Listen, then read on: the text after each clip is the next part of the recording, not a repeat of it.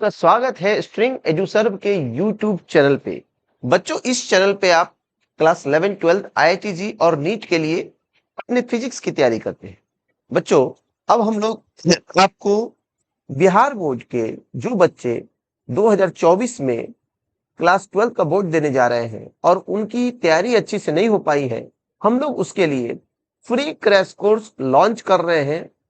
आपको चिंता करने की कोई आवश्यकता नहीं। इस बैच में हम लोग जो पढ़ाएंगे बस उतना पढ़िए आप। 60% से ऊपर नंबर आसानी से आ जाएगा। जो थोड़ा भी पढ़े लिखे हुए हैं अच्छी तरह से, उनको 80-90% तक नंबर आ जाएगा। जिस तरह के संभावित क्वेश्चन आएंगे उनको हम लोग यहाँ करवाएंगे, चैप्टर वाइज, टॉपिक वाइज। और जितने आए हुए साल के क्वेश्चन है जो मैक्सिमम रिपीट करते हैं उसको हम लोग सॉल्व करवाएंगे।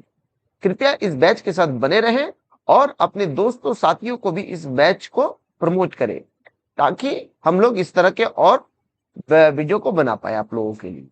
चलिए बच्चों, अब हम लोग बात कर रहे हैं फर्स्ट जो चैप्टर है आपका इलेक्ट्रिक चार्ज एंड फील्ड।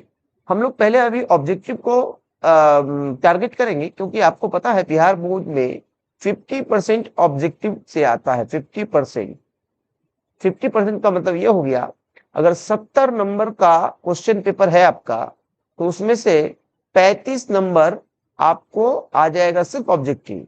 तो अगर 35 नंबर आप सही बनाते हैं, जिसमें नंबर कटने की कोई चांसेस नहीं होगी, आपको प्रैक्टिकल में कम से कम भी 25 मिलता है, तो यहीं पे 60 नंबर हो जाता है, यानी 60% आप अचीव कर लेते हैं। और थोड़ा भी लॉन्ग शॉर्ट बना लेंगे तो 70 से 80% तो आसानी से पहुंच जाएंगे। ठीक है, अगर मन से पढ़ेंगे तो 90% से ऊपर भी चले आएंगे। चलिए बच्चों, तो हम लोग झूठा वादा ना करते हुए आप लोग पढ़ाई पर ध्यान दीजिए, पढ़ाई को कीजिए।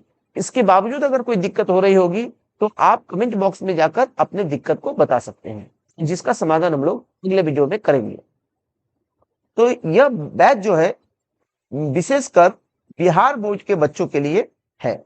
चलिए बच्चों, आप लोगों को जो मैं अभी जिस चैप्टर को डिस्कस करा रहा हूं वो चैप्टर है इलेक्ट्रिक चार्ज एंड फील्ड। इस टॉपिक में जो पहला क्वेश्चन है, the value of 1/4 epsilon not is.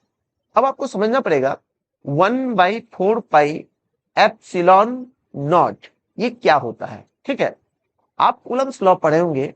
Coulomb's law, मैं लिख रहा हूं कूलम्स लॉ। और आप देखिएगा क्वेश्चन को कैसे रिपीट किया गया है। अगर आप ध्यान से पढ़ेंगे तो आपको कहीं कोई दिक्कत नहीं होगी। Coulomb's law, coulomb law. Coulomb's law क्या बताता है? दो चार्ज के बीच जो फोर्स ऑफ अट्रैक्शन या रिपल्सन है उसके बारे में कूलम्स लॉ बताता है। ठीक है, तो मान लीजिए एक चार्ज Q1 है और दूसरा चार्ज Q2 है। आपको पता ही होगा चार्ज को हम लोग Q से डिनोट करते हैं, और इन दोनों के बीच की दूरी अगर R है तो इन दोनों के बीच जो फोर्स लग रहा होगा, आकर्षण या विकर्षण का, अट्रैक्शन या रिपल्सन का, वो फोर्स होगा K Q1 Q2 by R square. अब ये जो K है यहाँ पर, ये K ये इलेक्ट्रोस्टैटिक कांस्टेंट है। इसी K का इसको बोलते हैं हम लोग K is equal to electrostatic constant, electrostatic constant. ठीक है, और इसका वैल्यू है 1/4 एप्सिलॉन नॉट। इसी को लिखा जाता है 1/4 एप्सिलॉन नॉट, और इसका मैथमेटिकल वैल्यू है 9 × 10⁹ newton meter square coulomb inverse square. ये यूनिट हो गया। अब देखिए बिहार बोर्ड आपको कैसे कैसे पूछ सकता है, what is the value of K, उसका भी आंसर सेम होगा।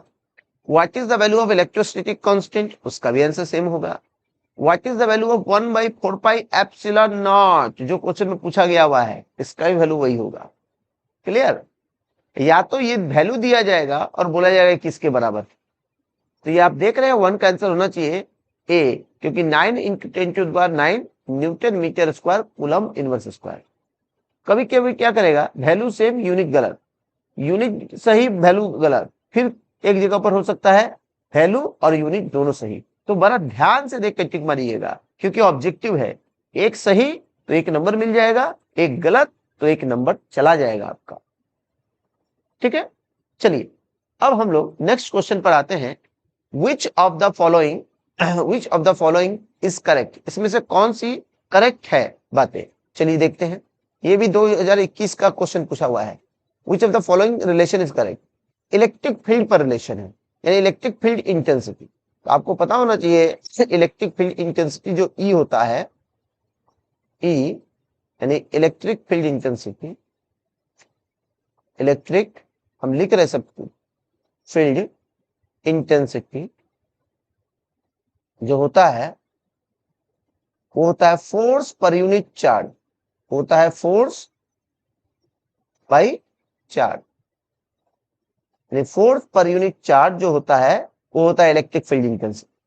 और electric field intensity vector quantity है, तो इसको हम लिख सकते हैं vector E is equal to vector F by Q. तो ये आपको सिर्फ ए रिलेशन है। अच्छा, कभी कभी ऐसे भी आ सकता है, इसको हम लिख सकते हैं, ध्यान दीजिएगा, F is equal to vector E into Q.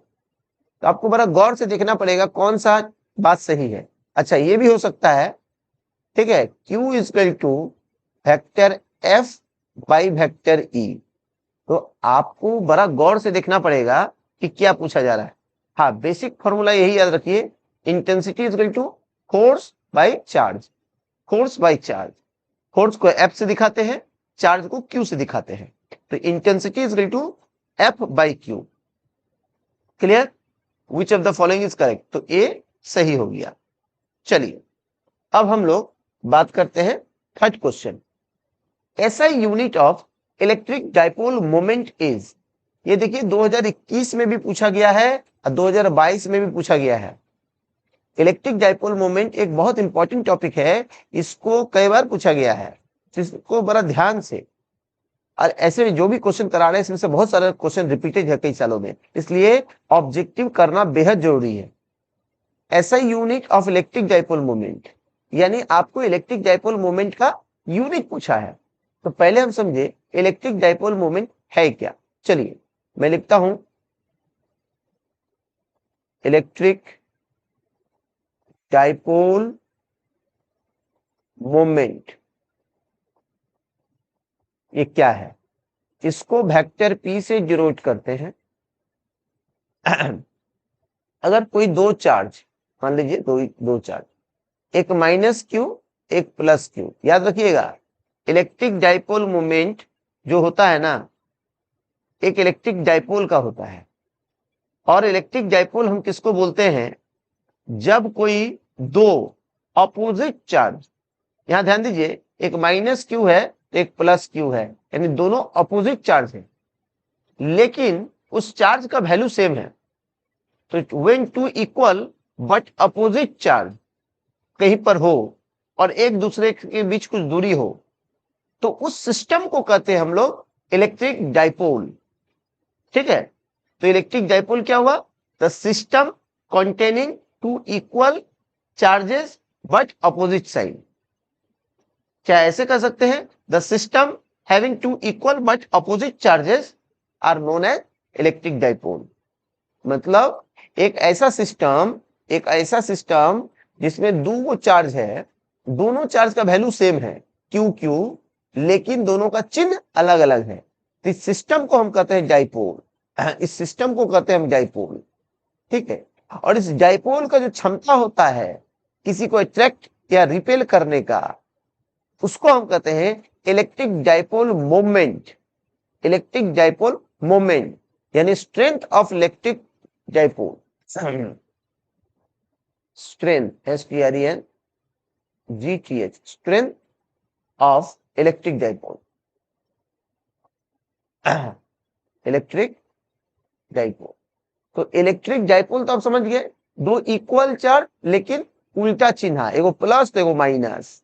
ठीक है, दो इक्वल चार्ज लेकिन उल्टा चिन्ह, एगो प्लस तो एगो माइनस।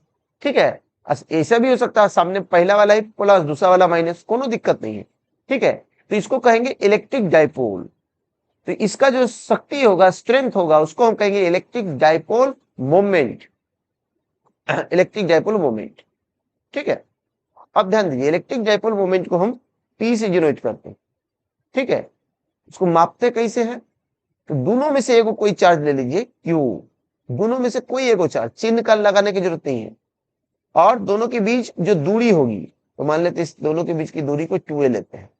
2a, 2a आप सोच रहे हैं आप क्या ले रहे हैं, आप a भी ले सकते हैं, हाँ a भी ले सकते हैं, लेकिन 2a इसलिए लेते हैं, इसके प्रूव करने पर हमको डाइपोल को अधिया करना पड़ता है, आधा करना पड़ता है, इसीलिए 2a को आधा करने पर a हो जाएगा, जो आपको कैलकुलेशन में आसानी होगा। क्लियर? तो हम क्या बोल रहे हैं अभी आपको, इलेक्ट्रिक डाइपोल मोमेंट, डाइपोल का होगा, इलेक्ट्रिक डाइपोल का होगा, तो इलेक्ट्रिक डाइपोल मोमेंट जो लिखेंगे P is equal to Q into 2a, 2a को वेक्टर साइन में लिख दिए, ठीक है। यानी इलेक्ट्रिक डाइपोल मोमेंट क्या हुआ, चार्ज इंटू डिस्टेंस, वैल्यू अगर लिखना चाहेंगे तो चार्ज इंटू डिस्टेंस। क्लियर? यही ना हुआ फॉर्मूला। तो ये क्यू क्या है, चार्ज, तो चार्ज का यूनिट क्या होता है, सी, कूलम। और डिस्टेंस क्या है, डिस्टेंस का यूनिट होता है मीटर, तो यूनिट क्या हो जाएगा, सी और एम। तो ये पहला यूनिट हो गया कूलम मीटर, सीएम मतलब सेंटीमीटर नहीं, कूलम मीटर। क्लियर? क्योंकि इसका फॉर्मूला है चार्ज इंटू डिस्टेंस। क्लियर? याद रखिएगा, किसी भी चीज का यूनिट अगर लिखना है तो उसका फॉर्मूला आपको याद होना चाहिए। अगर फॉर्मूला याद नहीं है तो आप उसके यूनिट को लिखने में गलती कर सकते हैं। क्लियर? ये बात समझ में आ गया? चलिए अब हम लोग 4th नंबर क्वेश्चन पे जाते हैं। The ratio of electric force and gravitational force acting between to charge in the order of, जब भी ऑर्डर पूछे कोई चीज का, इसका मतलब 10 पर कितना पावर बच रहा है वो पूछ रहा है। जैसे इलेक्ट्रॉन का जो चार्ज होता है इलेक्ट्रॉन पर 1.6 इंटू 10 की द्वारा -19 कूलम, ये ऑर्डर क्या हो गया, ये हुआ ऑर्डर 10 का पावर -19 ऑर्डर हुआ। ये बहुत छोटा ऑर्डर है, इसका मतलब यही हुआ, ठीक है। तो उसी तरह से पूछ रहा है कोई दो गो चार्ज के बीच कोई दो गो चार्ज के बीच जो इलेक्ट्रिक फोर्स और ग्रेविटेशनल फोर्स लगेगा, कोई दो गो चार्ज के बीच जो इलेक्ट्रिक फोर्स और ग्रेविटेशनल फोर्स लगेगा, उसका जो रेशियो होगा। ये बहुत पूछा हुआ क्वेश्चन है, इंपॉर्टेंट क्वेश्चन है, कई बार रिपीट कर सकता है। ये दो गो चार्ज के बीच जो भी इलेक्ट्रोस्टैटिक फोर्स होगा और जो भी ग्रेविटेशनल फोर्स होगा, क्लियर, उसका रेशियो हमेशा याद रखिएगा 10 का पावर 39 के फॉर्म में आएगा। हम लिख देते के इंटू के, मतलब वहां पर के पर और वैल्यू होगा। यहाँ पे सिर्फ ऑर्डर पूछ रहा है, पूरा सॉल्व करने की जरूरत नहीं है, क्योंकि यहाँ पे चार्ज भी नहीं दिया है। कौन कौन चार्ज ले रहे हैं, दो इलेक्ट्रॉन के बीच है कि इलेक्ट्रॉन प्रोटॉन के बीच है, ठीक है। लेकिन जो वैल्यू के वहां पे बदल जाएगा, लेकिन जो ऑर्डर आएगा 10 का पावर 39 में आएगा, 38 और 39 आता है, तो यहाँ 39 दिया हुआ है, तो आप 39 को ऑप्शन में मारिए। क्लियर? तो हमेशा याद रखिए दो चार्ज के बीच इलेक्ट्रिक फोर्स और ग्रेविटेशनल फोर्स का जो रेशियो निकालेंगे वो 10 का पावर 39 या 10 का पावर 38 रहेगा, तो 38 मारिएगा, इतना के ऑर्डर में रहता है। क्लियर? ये बहुत इंपॉर्टेंट क्वेश्चन, इसको याद ही कर लीजिए। 5 नंबर क्वेश्चन देखिए, ए charge Q placed at the centre on the line joining two charges बड़का की, मतलब क्या कह रहा है, ध्यान दीजिएगा, दो गो बड़का चार्ज है, बड़का की, ठीक है, उसके बीच में एगो छोटका चार्ज स्मॉल की, ठीक है, लगा दीजिए, कोनो दिक्कत नहीं है। क्या कह रहा है, इसको मान लीजिए ए है, बी, इसको सी, तो कह रहा है ये दो बड़ा चार्ज और ये छोटा चार्ज है, तो ये सिस्टम इक्विलिब्रियम में है, तो क्यू का वैल्यू क्या होना चाहिए, स्मॉल क्यू का वैल्यू क्या होना चाहिए। इक्विलिब्रियम का मतलब होता है नो फोर्स, यानी फोर्स जो लग रहा है वो जीरो है, फोर्स जीरो होना चाहिए। इक्विलिब्रियम का मतलब इक्विलिब्रियम का मतलब जीरो रिजल्टिंग फोर्स। अब ध्यान दीजिए, जीरो रिजल्टेंट फोर्स का मतलब ये हो सकता है या तो फोर्स नहीं लग रहा हो, और अगर लग रहा हो तो इक्वल और ऑपोजिट लगे, समान और विपरीत दिशाओं में, तभी जीरो फोर्स हो सकता है। क्लियर, याद रखिएगा। तो हम ए पॉइंट पर मान लीजिए, ए पॉइंट पर सी वाला फोर्स लगाएगा, कितने लगाएगा, ऐसे लगाएगा, force at A due to C. A पर देखिए हम लोग कैसे नाम लिखते हैं, एफ ए सी लिखने का मतलब पहला वाला जो ए लिखे इसका मतलब उस पर फोर्स लग रहा है, और दूसरा वाला जो सी लिखे मतलब उसके द्वारा लग रहा है। तो एफ ए सी मतलब फोर्स ए पर सी के द्वारा। हाँ, अब ध्यान दीजिए, ए पर तो बी भी फोर्स लगा रहा होगा, तो हम इसको एस एक दूसरा कलर लेते हैं।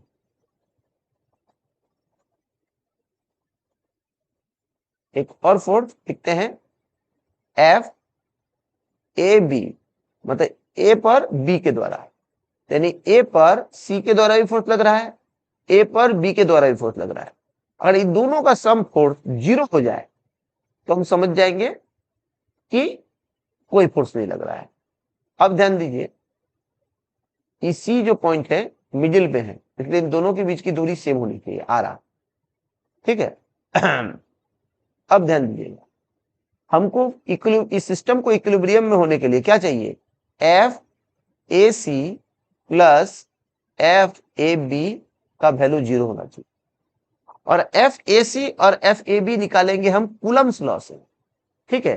तो कूलम लॉ क्या कहता है, K Q A into Q C, मतलब ए और सी पर तो चार्ज है ना, तो क्यू ए का चार्ज ए का चार्ज सी का, बटे ए और सी के बीच की दूरी, तो ए और सी के बीच की दूरी आर है, देखिए फिगरवा में, प्लस आर स्क्वायर प्लस के क्यू ए और क्यू बी बाई ए से बीच की बी की बीच की दूरी, देखिए ए से बी की बीच की दूरी 2r हो जाएगा, तो 2r का स्क्वायर, तो इसको हम डायरेक्ट भी लिख सकते थे 4r स्क्वायर, ये सम जीरो। क्लियर, चलिए अब ध्यान दीजिए, के दोनों तरफ है, क्यू ए दोनों तरफ है, तो के क्यू ए और आर स्क्वायर भी नीचे दोनों तरफ है, ये कॉमन आ गया, K Q A R square common आ गया, अंदर बचा Q C by 1 plus Q B by 4 is equal to 0। इसका मतलब यह हुआ Q C is equal to Q C plus, sorry plus लिख देते हैं, Q B by 4 is equal to 0। अब Q C is equal to minus Q B by 4, और ध्यान दीजिए क्यू बी, बी पर क्यू क्या है, बड़का क्यू, लिख सकते हैं माइनस बड़ा क्यू बाई 4, यानी सी पर जो चार्ज होना चाहिए, ये स्मॉल क्यू दिया हुआ था, वो स्मॉल क्यू का वैल्यू होना चाहिए माइनस क्यू बाई 4, ये आपका बी नंबर, ठीक है। तो ये एक न्यूमेरिकल था कूलम्स लॉ पे, इक्विलिब्रियम के कंसेप्ट पे। याद रखिएगा, इक्विलिब्रियम के कंसेप्ट पे क्वेश्चन पूछा जा सकता है, और सेम क्वेश्चन अगर आप एससी वर्मा किताब बना रहे हैं तो छठा या सातवां नंबर क्वेश्चन होगा, आप गौर से जाइए देखिएगा, छठा या सातवां नंबर क्वेश्चन सेम होगा। क्लियर, तो अगर आप एससी वर्मा से थोड़ा मोड़ा भी क्वेश्चन बना रहे हैं तो क्लियर। चलिए अब ध्यान दीजिएगा, छठा नंबर क्वेश्चन हम लोग देखते हैं, what is the angle between electric dipole moment vector P and the electric field strength E. कहा जा रहा है इलेक्ट्रिक डाइपोल मोमेंट और इलेक्ट्रिक फील्ड इंटेंसिटी के बीच क्या एंगल हो when the dipole is in stable equilibrium. Clear, stable equilibrium में, कब स्टेबल इक्विलिब्रियम में होगा, कितना एंगल होने पर, ध्यान दीजिएगा, स्टेबल इक्विलिब्रियम में होने के लिए। अब ध्यान दीजिए, इलेक्ट्रिक डाइपोल मोमेंट जो ये जो फिगर होता है, मैं फिगर बना देता हूं, ये आप पढ़े होंगे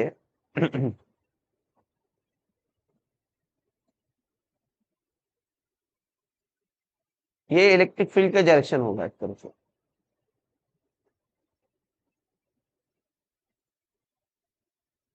ठीक है। अब इस इलेक्ट्रिक फील्ड में एक इलेक्ट्रिक डाइपोल होगा, इलेक्ट्रिक डाइपोल, जो इधर खिंचा रहा होगा और इधर खिंचा रहा होगा। क्लियर? और इन दोनों के बीच ये एंगल थीटा होगा। क्लियर? अब ध्यान दीजिए, अगर ये इलेक्ट्रिक डाइपोल अभी जिस अवस्था में है, ये इलेक्ट्रिक फील्ड इंटेंसिटी का दिशा है, ये घूमेगा क्योंकि इलेक्ट्रिक फील्ड से वो थीटा एंगल बना रहा है। लेकिन ये थीटा 0 डिग्री अगर हो जाए थीटा अगर 0 डिग्री हो जाए, सोचिए आप, तो इलेक्ट्रिक डाइपोल कैसा हो जाएगा वो मैं दिखाता हूं आपको।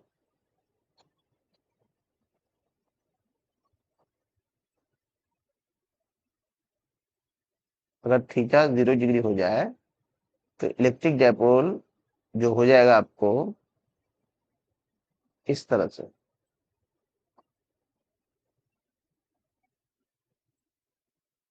तो इस पर एक फोर्स इधर लगेगा EQ, और इस पर एक फोर्स इधर लगेगा EQ। इस पर नेट फोर्स क्या हो गया? 0 हो गया। ये तो किधर भी नहीं घूमेगा, यानी ये इक्विलिब्रियम पे आ गया। तो स्टेबल इक्विलिब्रियम में होने के लिए इलेक्ट्रिक फील्ड इंटेंसिटी और डायपोल मोमेंट के बीच थीटा 0 होना पड़ता है ताकि कोई टॉर्क नहीं लगेगा। ऐसे भी आप इसका टॉर्क का फॉर्मूला जानते हैं, P cross E, tau equal to P cross E, जो होता है PE साइन थीटा। अगर वैल्यू में लिखता हूं, मान लीजिए टाउ का मॉड लेता हूं तो PE साइन थीटा। तो अगर थीटा 0 हो जाएगा तो ये पूरा टर्म 0 हो गया। If theta is equal to 0 तो टॉर्क नहीं लग रहा है, टॉर्क मतलब नहीं घूमेगा, नहीं घूमेगा यानी स्टेबल इक्विलिब्रियम पे है 0 डिग्री। ठीक है, यानी 0 डिग्री पर ही ये हो सकता है। और याद रखिए ये क्वेश्चन भी इंपॉर्टेंट है। आप सोच रहे हैं इसमें बहुत कुछ चेंज होगा, नहीं। ये स्टेबल इक्विलिब्रियम का इलेक्ट्रिक डाइपोल जब इलेक्ट्रिक फील्ड में रखा हो, इसका क्वेश्चन आता है, कई बार आया हुआ है, कई जगह पर आया हुआ है, तो 0 होगा। क्लियर? ये 2023 का क्वेश्चन है, रिसेंट ईयर का। यानी जब इलेक्ट्रिक डाइपोल को किसी इलेक्ट्रिक फील्ड में रखा जाए, कितने डिग्री पर रखा जाए कि वो शांत रहेगा, ना घूमेगा उमेगा नहीं, 0 डिग्री पे। चलिए 7 नंबर क्वेश्चन हम लोग करते हैं। विच of the following physics quantity, ये गलती थोड़ा सा हो गया है, ये फिजिक्स की जगह फिजिकल होगा, सॉरी, ये फिजिक्स की जगह फिजिकल, PHYSICAL। ये स्लाइड बनते वक्त थोड़ा गलती हो गया होगा। चलिए, तो which of the following physical quantities is a vector, इसमें से कौन सा फिजिकल क्वांटिटी वेक्टर है? ठीक है, बहुत अच्छी बात है। अब ध्यान दीजिए, इलेक्ट्रिक फ्लक्स, इलेक्ट्रिक फ्लक्स का फॉर्मूला क्या होता है? Electric flux pi is equal to E.ds। ध्यान दीजिएगा, E क्या है? इलेक्ट्रिक फील्ड इंटेंसिटी, ds क्या है? एरिया वेक्टर, अब बीच में क्या है? डॉट। डॉट प्रोडक्ट में जो भी लगता है वो स्केलर होता है। डॉट प्रोडक्ट में जो भी लगता है वो स्केलर होता है, सिर्फ क्रॉस प्रोडक्ट वाला वेक्टर होता है। इलेक्ट्रिक पोटेंशियल, इलेक्ट्रिक पोटेंशियल भी स्केलर चीज है। क्यों? इलेक्ट्रिक पोटेंशियल क्या होता है? Work done by charge. तो इलेक्ट्रिक पोटेंशियल क्या? वर्क स्केलर है, चार्ज स्केलर है। ठीक है, और अगर इसको ऐसे लिखना चाहें, E dot minus E dot GL, ये भी देखिए डॉट प्रोडक्ट में है इसलिए स्केलर है। इसका फॉर्मूला ये है। अब ध्यान दीजिए, जब इलेक्ट्रिक पोटेंशियल आपको स्केलर है तो उसके साथ अगर एनर्जी शब्द जोड़ देता है तो बहुत बड़का डरिएगा नहीं। पोटेंशियल के बाद एनर्जी जोड़ेगा या कुछ जोड़ेगा वो स्केलर है। ठीक है, तो इलेक्ट्रिक पोटेंशियल एनर्जी भी स्केलर है, यानी यहाँ पर एक ही को बच रहा है इलेक्ट्रिक इंटेंसिटी। एक्चुअली यहाँ लिखना चाहिए था इलेक्ट्रिक फील्ड इंटेंसिटी, लेकिन इसको लिख दिया इलेक्ट्रिक इंटेंसिटी। हालांकि इलेक्ट्रिक इंटेंसिटी आपको कहीं भी नहीं लिखा हुआ मिलेगा, या तो इलेक्ट्रिक फील्ड मिलेगा या तो इलेक्ट्रिक फील्ड इंटेंसिटी हो सकता है। तो यहाँ बिहार बोर्ड को सोचना चाहिए था, जिस टीचर ने भी इस क्वेश्चन को सेट किया है, थोड़ा सा वहां पे वो एरर है, या तो कहीं से वो क्वेश्चन उठाए हैं तो इस बात को भूल गए हैं।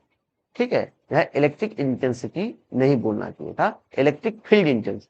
तो कोई बात नहीं, हम लोग देख के ही समझ गए, इंटेंसिटी सब लिखा हुआ रहेगा तो इलेक्ट्रिक फील्ड की ही बात कर रही है। तो इलेक्ट्रिक फील्ड इंटेंसिटी ये एक वेक्टर क्वांटिटी है, क्योंकि आपको अभी हम तुरंत बताए थे vector is equal to F by Q. ये वेक्टर क्वांटिटी है, क्योंकि फोर्स बाय चार्ज ये वेक्टर क्वांटिटी है। तो यही है आपका डी वाला answer, which of the following quantity is a vector quantity. तो ये वेक्टर क्वांटिटी है। चलिए 8 नंबर क्वेश्चन को हम लोग देखते हैं। The law governing the force acting between two electric charges. कह रहा है कौन ऐसा नियम है, कौन ऐसा नियम है बताइए जो यह बताता है force acting between two electric charge is known as. दो इलेक्ट्रिक चार्ज के बीच जो फोर्स लग रहा होता है उस फोर्स को कौन बताता है? तो भैया पहला ही आपका थ्योरी है कूलम्स लॉ। कूलम लॉ ही तो फोर्स बताता है। देखिए ना, आपको लिखे है ना कूलम्स लॉ, पहला ही क्वेश्चन में लिखे थे Coulomb's law. F equal to F निकाला, दो चार्ज के बीच एफ निकाला, A Q one Q two by R square, F का फॉर्मूला था। देखिए, यानी आप क्या देख रहे हैं, पांचवा भी कूलम्स लॉ का क्वेश्चन, यानी क्वेश्चन रिपीट हो रहा है। ये क्या होगा? Coulomb's law. क्लियर? चलिए 8 नंबर हो गया। 9 नंबर मैं यहां भी फॉर्मूला लिख देता हूं। दो चार्ज के बीच जो फोर्स निकालता है वो के क्यू1 क्यू2 बाई आर स्क्वायर। जब एक चार्ज क्यू1 है, दूसरा चार्ज क्यू2 है और दोनों के बीच की दूरी आर है। क्लियर? चलिए 8 हो गया।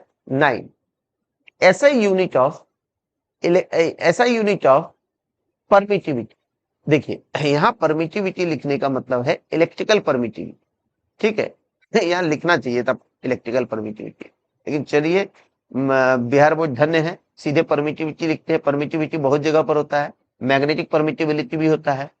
ठीक है, तो मैग्नेटिक परमिटिविटी भी होता है, इलेक्ट्रिक परमिटिविटी भी अलग अलग होता है, लेकिन ये सीधे लिख देते हैं यूनिट ऑफ परमिटिविटी। हालांकि हम आंसर देख के समझ सकते हैं ये इलेक्ट्रिक परमिटिविटी को पूछ रहा है, लेकिन उनको लिखना चाहिए इस बात को। ठीक है, ठीक है, ये कोई कंपटीशन का क्वेश्चन नहीं हो रहा है, इतना खेल खुलैयल नहीं करना चाहिए। चलिए ऐसा यूनिट ऑफ इलेक्ट्रिकल परमिटिविटी क्या होगा? तो भैया इलेक्ट्रिकल परमिटिविटी क्या है? अरे पहले ही लिखे थे ना, एफ इक्वल टू के क्यू1 क्यू2 बाई आर स्क्वायर। इसी को कहते हैं इलेक्ट्रिकल परमिटिविटी, इसी को कहते हैं। ठीक है, नहीं नहीं सॉरी, ये तो हो गया इलेक्ट्रोस्टैटिक कांस्टेंट। हाँ, इलेक्ट्रिकल परमिटिविटी किसको कहते हैं? ध्यान दीजिए, K is equal to 1/4 pi epsilon naught. Clear? ये एप्सिलॉन नॉट को कहते हैं इलेक्ट्रिकल परमिटिविटी, यानी हमको एप्सिलॉन नॉट का यूनिट लिखना। चलिए लिखते हैं, किसी भी चीज का यूनिट लिखने के लिए उसका फॉर्मूला चाहिए। एफ लिख दिए, के का वैल्यू लिख देते हैं Q one Q two by 4 pi epsilon naught R square. चलिए हमको किसका यूनिट चाहिए? एप्सिलॉन नॉट का, तो एप्सिलॉन नॉट को एक तरफ कर देते, तो क्यू1 क्यू2, ठीक है, बाई, अब ध्यान दीजिए एफ नीचे आ गया, 4 पाई को पहले रख दीजिए, 4 पाई एफ आर स्क्वायर। कोई भी चीज का यूनिट निकालना है तो आपको उसका फॉर्मूला पता होना चाहिए, तो आप उसका यूनिट निकाल सकते हैं। चलिए, तो एप्सिलॉन नॉट क्या हुआ? Electrical permittivity. Electrical permittivity,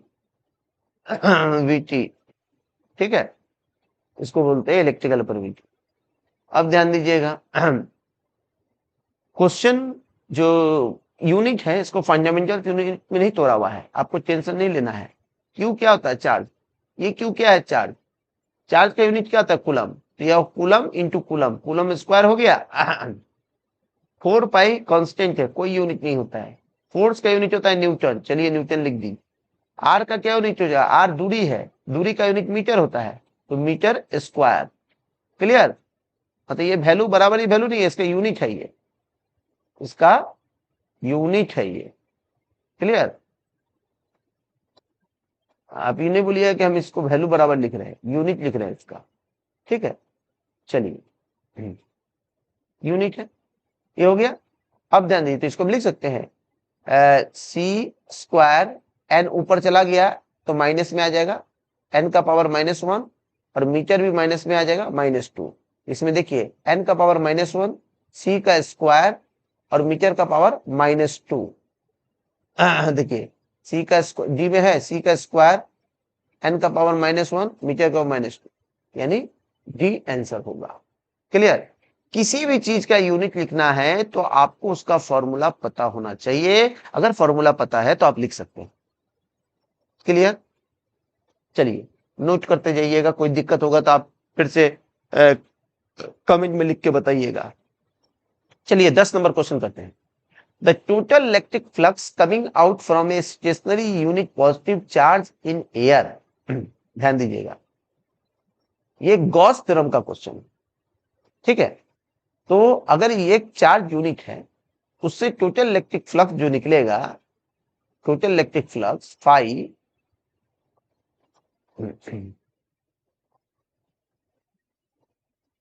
equal to हो जाएगा चार्ज बाई एप्सिलॉन नॉट। तो यहां क्या बोला, total electric flux coming out from stationary unit positive charge, यानी चार्ज का वैल्यू क्या है, यूनिट है, 1 है, 1। तो चार्ज का वैल्यू 1 रखिए, तो 1 बाई एप्सिलॉन नॉट। तो आंसर क्या होना चाहिए, कितना इलेक्ट्रिक फ्लक्स होना चाहिए, 1 बाई एप्सिलॉन नॉट। आप बोले सोचेंगे चार्ज बाई एप्सिलॉन नॉट कैसे लिखे, ये गॉस थ्योरम में आप पढ़ते हैं कि total electric flux through a closed surface होता है चार्ज बाई एप्सिलॉन नॉट। ये charge by epsilon not value, तो 1 बाई एप्सिलॉन नॉट, तो आपको बी आंसर हो जाएगा, क्योंकि इसको हम लिख सकते हैं एप्सिलॉन नॉट का पावर -1 भी लिख सकते हैं। देख रहे हैं, डायरेक्ट फॉर्मूला पर क्वेश्चन है, कोई माथा नहीं लगाना है, 2023 का क्वेश्चन है। चलिए, द इलेक्ट्रिक फोर्स ऑन, यहाँ ऑन यूनिट चार्ज इक्वल, ये यूनिट चार्ज होगा, थोड़ा सा मिसप्रिंटिंग हो गया बुआ जी, में दिक्कत नहीं, ऑन पर यूनिट, यहाँ होगा unit, UNIT unit. The force पर यूनिट चार्ज इज कॉल्ड, ये तो हम शुरू में बताए थे, electric field intensity. E is equal to क्या बताए थे, फोर्स बाय चार्ज, यानी फोर्स पर unit charge, electric field intensity. क्या होगा, electric field, electric field intensity को इलेक्ट्रिक फील्ड भी लिखा होता है। क्लियर? बहुत आसान क्वेश्चन देख रहे हैं, रिपीट हो गया कि नहीं। चलिए 12 number question, quantization of charge indicates that. Quantization of charge क्या होता है, क्वांटाइजेशन ऑफ चार्ज बोलता है चार्ज जो ट्रांसफर होगा, क्यू, चार्ज को क्यू लिखते हैं, वो प्लस माइनस तो साइन है, एन के फॉर्म में होगा। एन क्या है, एन का वैल्यू हो सकता है 1, 2, 3, 4, कोई भी ऐसा नंबर होगा जो फ्रैक्शन में नहीं होगा, 1, 2, 3, 4 नंबर होगा। ठीक है, फ्रैक्शन में नहीं होगा, इंटीग्रल नंबर में होगा। और ई का वैल्यू तो आप जानबे करते हैं, 1.6 इंटू 10 का पावर -19 कूलम। तो कह रहा है quantization of charge indicate that charge which is a fraction of charge on an electron is not a possible, a charge can not be destroyed. ये तो बोला ही नहीं, ये तो conservation of charge. Charge exist on particles, there exist a minimum permissible charge on a particle. Yes, D number सही है, क्योंकि डी नंबर क्या कहता है, there exist a minimum permissible charge on a particle. कह रहा है किसी पार्टिकल पे कम से कम कितना चार्ज होगा ये बता सकता है। कैसे, देखिए यहाँ एन का वैल्यू 1 अगर ले लेंगे, किसी चीज पे सबसे छोटा चार्ज हो सकता है +-1 इंटू ई, यानी +-E। इससे छोटा चार्ज संभव ही नहीं है, क्वांटाइजेशन प्रिंसिपल कहता है। ये वाला क्यों नहीं हुआ, ध्यान दीजिएगा, charge which is a fraction of charge. कह रहा है वो चार्ज है जो चार्ज का भी फ्रैक्शन है, मतलब ई का फ्रैक्शन है, यानी ऐसा नहीं हो सकता है, नहीं, fraction of charge on electron is not possible.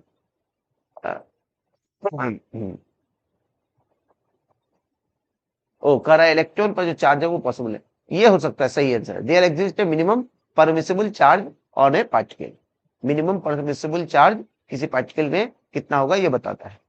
चलिए 13 number question, electric field lines provide information about. Electric field lines क्या होता है, देखिए कूलम्स लॉ बताया कोई दो चार्ज के बीच फोर्स कितना लगेगा, क्योंकि कोई दो चार्ज के बीच फोर्स कैसे लग रहा है और क्यों लग रहा है, वो बताता है इलेक्ट्रिक फील्ड लाइंस।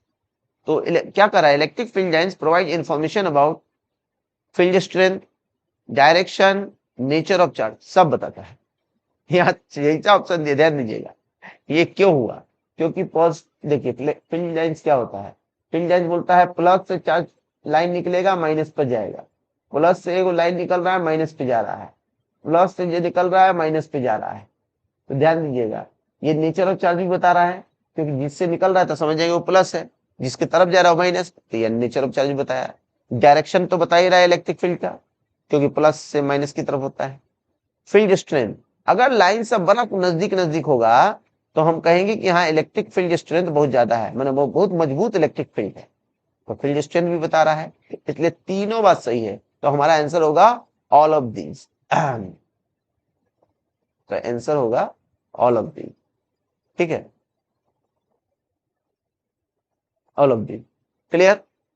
चलिए अब हम लोग 14 नंबर क्वेश्चन करते हैं, the relative permittivity of a medium. किसी मीडियम का रिलेटिव यानी इलेक्ट्रिकल रिलेटिव परमिटिविटी क्या होता है, इसको हम लोग ई आर से डिनोट करते हैं। ठीक है, ये निकालते कैसे वो हम दिखाया क्या, निकालते कैसे हैं, इलेक्ट्रिकल परमिटिविटी क्या होता है।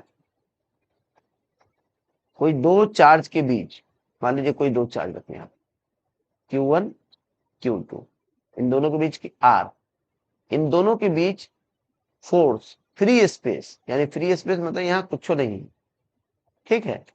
और एक फिर यही चार्ज को मीडियम में रखें, किसी भी मीडियम, पानी, लिक्विड, कोई भी मीडियम, तो उस समय जो फोर्स होगा इन दोनों समय के फोर्स का रेशियो यानी F naught by F M.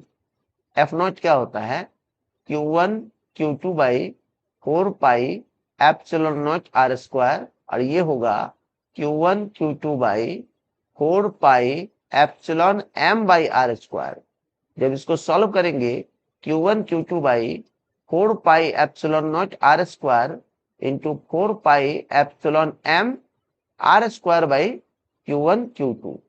Q1 Q2 खत्म हो गया, 4 पाई खत्म हो गया, आर स्क्वायर खत्म हो गया, ये रेशियो क्या रहा, epsilon M by epsilon naught. इसी को कहते हैं हम लोग relative electrical permittivity, ER.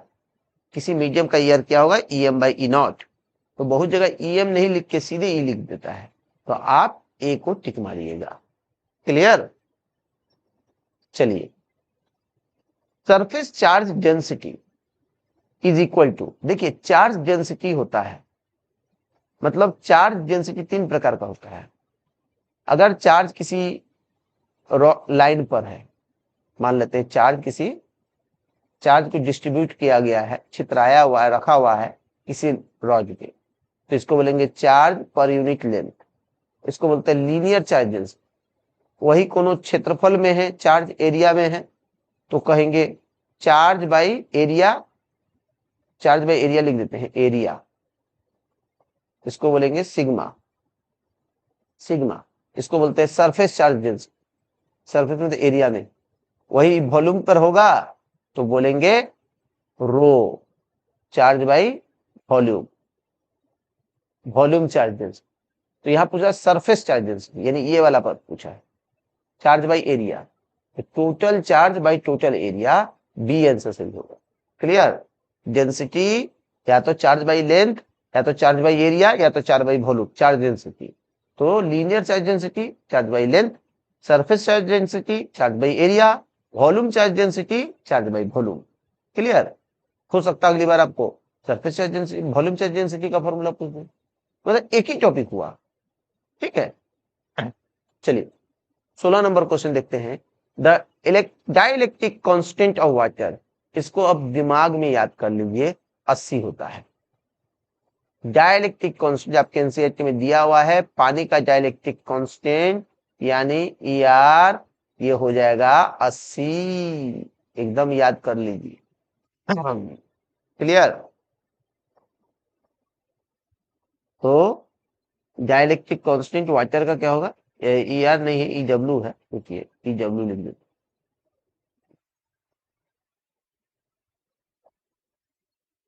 E R है वाटर, सुनिए। ठीक है, तो ये आपको याद रखिए, ये बहुत इंपॉर्टेंट क्वेश्चन है। वाटर का डाइलेक्ट्रिक कांस्टेंट, वाटर का के जो होगा ये क्या होगा, 80 होगा। लिख देते हैं, भुला उलाना नहीं होगा। के यार वाटर का होगा 80, वाटर के लिए 80। क्लियर, एकदम याद रखिए। किताब में दिया हुआ है आपका, तो वैल्यू पूछ सकता है, एनसीईआरटी में दिया हुआ है।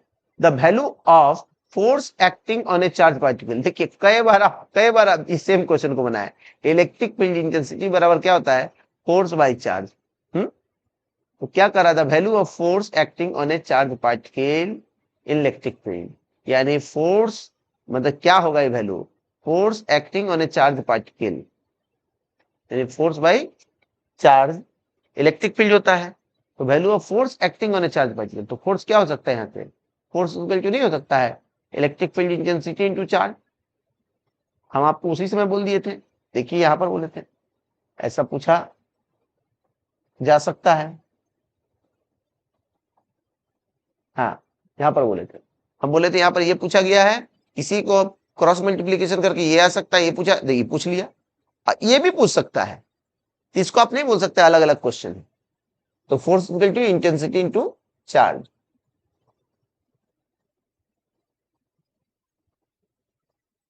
चलिए यही हो गया इंटेंसिटी इनटू चार्ज, तो चार्ज इनटू इंटेंसिटी, ये वाला आंसर होगा। क्लियर, बहुत हल्का हल्का है। 18 नंबर कह रहा है कि which of the following value of N is not possible in relation of Q is to N. अरे अभी तुरंत लिखे थे हम, देखिए Q is to N, Q is to N, N का वैल्यू क्या हो सकता है, 1 2 3 4, इंटीग्रल वैल्यू 5 6 7, टूटा हुआ वैल्यू नहीं हो सकता, फ्रैक्शन में नहीं हो सकता है। तो कह रहा है एन का वैल्यू क्या होगा। चलिए तो एन का वैल्यू क्या हो सकता है, हम लोग जानते हैं Q equal to plus minus N E. तो एन का वैल्यू हो सकता है 1 2 3 4, any integral value, any integral value, no fractional value, no fractional value, कोई भी फ्रैक्शन वाला वैल्यू नहीं हो सकता है, बटा वाला नंबर नहीं हो सकता है। तो देखिए विच कौन संभव नहीं पूछ रहा है, तो 4 तो संभव है, 8 भी संभव है, 100 भी संभव है, 4.2 नहीं हो सकता है, ये फ्रैक्शन वाला नंबर हो गया। क्लियर, चलिए 4.2 फ्रैक्शन वाला नंबर हो गया, तो ये संभव नहीं है, तो यही आपका आंसर है। 19 नंबर क्वेश्चन है, the value of E R in air, air में इलेक्ट्रिकल परमिटिविटी का वैल्यू क्या होता है, 1 होता है। वाटर में क्या देखें 80, एयर में 1 होता है। ठीक है, इस बात को याद रखिएगा। चलिए 20 नंबर क्वेश्चन हम लोग कर रहे हैं, the dimension of charge, HC Verma का पहला क्वेश्चन है, पहला क्वेश्चन जाकर देखिए, एचसी वर्मा का पहला क्वेश्चन। ठीक है, चार्ज का डायमेंशन क्या है, तो आप जानते हैं current is equal to charge by time. अब आप बोलिए सर करंट का फॉर्मूला क्या लगा है, बता रहे, क्योंकि जब आप डायमेंशन लिख रहे हैं और फॉर्मूला लिखिएगा तो फंडामेंटल यूनिट में जब तोड़िएगा, सातवें वो फंडामेंटल यूनिट होता है जिसमें चार्ज नहीं आता है, करंट आता है, टाइम आता है, इसलिए चार्ज को हमको करंट में तोड़ना पड़ेगा। और अभी आप 10वां देकर आए हैं, 10वां में पढ़े हैं करंट बराबर चार्ज बाई टाइम, तो यहां से हम लिख सकते हैं charge equal to current into time.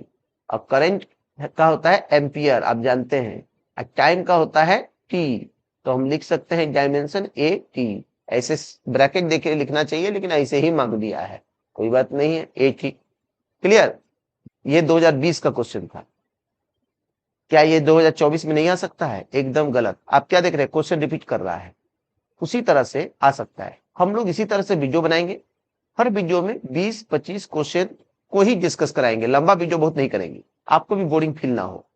उसके बावजूद अगर कुछ समझ नहीं रहे होंगे तो आप पूछिएगा, ठीक है। वीडियो को नहीं नोट कर पाए हैं तो वीडियो को रोक कर देखिए, अगर मेरा बात तेजी से लग रहा है तो उसको थोड़ा धीरे करके वीडियो करने का ऑप्शन होता है आपको यूट्यूब में, धीरे करके सुनिए। उसके बावजूद कोई दिक्कत है तो जाकर कमेंट में जाकर लिखिए, हम उसका सोल्यूशन देंगे, ठीक है। हमारा हम लोगों का इच्छा है कि आप लोग बहुत अच्छे नंबरों से 2024 में पास करें। फिजिक्स में बहुत बच्चा डरता है, हम चाहते हैं फिजिक्स आपका मजबूत पॉइंट बने और फिजिक्स में आप 100 में बहुतों खराब नंबर लाए तो 80-85 लेके आए। ठीक है, सारे बिहार बोर्ड के बच्चों को मेरी तरफ से शुभकामनाएं। मैं आकाश कुमार, आपके स्ट्रिंग एजू सर्व का फिजिक्स मेंटर। आप लोग ध्यान दीजिए, वीडियो से जुड़े रहें और अपने सारे दोस्तों जिनको फिजिक्स की अच्छी से तैयारी नहीं हो पाई है सबको भेजे। अभी ऑब्जेक्टिव का सीरीज कर रहे हैं, इसके बाद लॉन्ग शॉर्ट सबका करेंगे। लास्ट में बताएंगे कुछ इंपॉर्टेंट प्रूफ जो आपको पूछा ही जा सकता है। आप चिंता नहीं करें, अगर साल भर भी नहीं पढ़े हैं तो भी 70-80% से फिजिक्स में आपको पास कराऊंगा, चिंता नहीं करें। मैं अभी बाहर हूं, लेकिन जब भी पहुंचूंगा बिहार में, और मैं ये सुनना चाहता हूं 2025 में आपने इस यूट्यूब चैनल की मदद से मोर देन 80, कोई 90% नंबर लेके पास हुआ है। चलिए, आप लोगों को शुभकामनाएं 2024 के लिए। आप लोग वीडियो के साथ बने रहें, अपने दोस्तों को शेयर करें और हम लोग को इनकरेज करें ताकि इस तरह का वीडियो आप लोगों के लिए मैं बनाता रहूं। चलिए, ओके, बाय।